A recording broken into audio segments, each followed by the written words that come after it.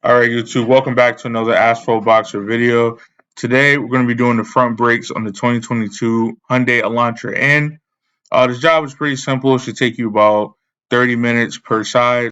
First thing you're going to do is untorque the wheel lug nuts while the car is on the ground. All right, the next most important thing, obviously assuming that you're using wheel chucks, going to go ahead and jack the car up from the front. Jack points, it's just in front of the door cracks, like where the door and the fender come together.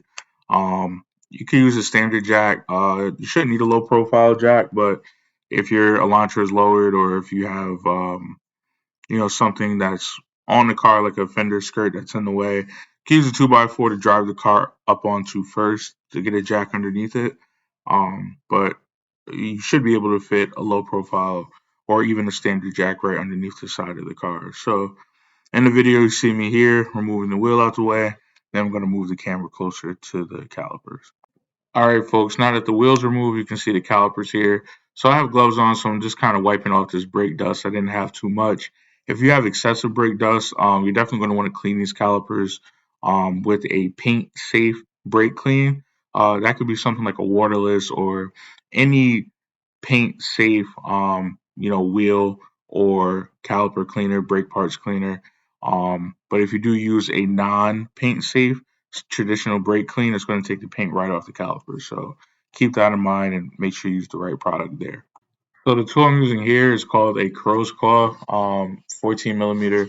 It does the same thing as a 14 millimeter wrench. It just allows you to put it on a ratchet. So once you start to loosen it, it makes it a lot easier. Struggling a little bit at first, just getting it lined up, but that's just me. Once you get those two caliper bracket bolts loose, the whole caliper is free, so you're able to pull it from the caliper bracket assembly. Also, I want to mention that those two little clips, you want to make sure you keep those as well. You just pull those off. I keep them separated by top and bottom on my magnetic tray.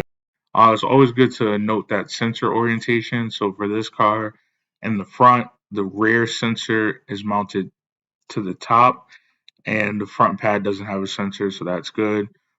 So it should be the inside top is where the rear sensor location goes for the brake pad.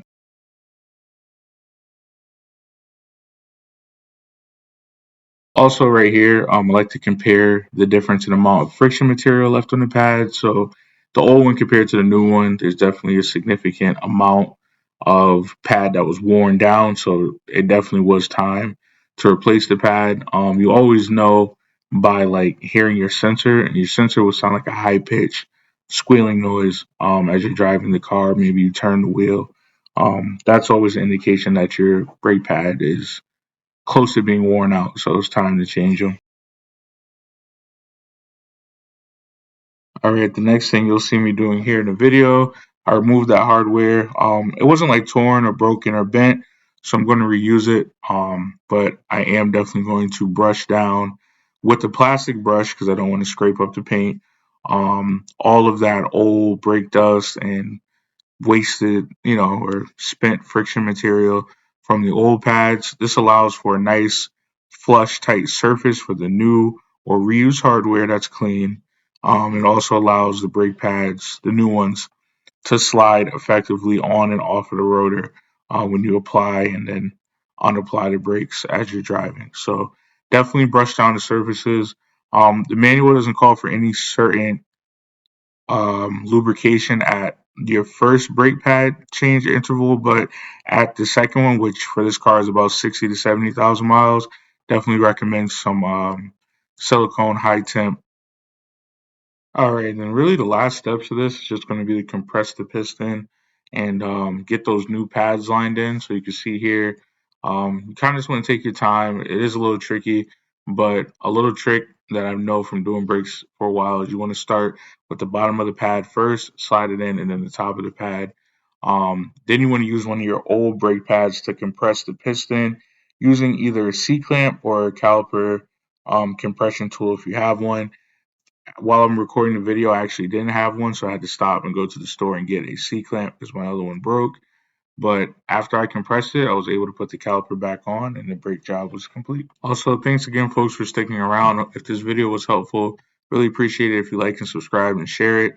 Also, feel free to subscribe to the channel. Check out any of my other videos, new giveaways, and new other content coming out really soon. Thanks again, and hope you enjoyed my video.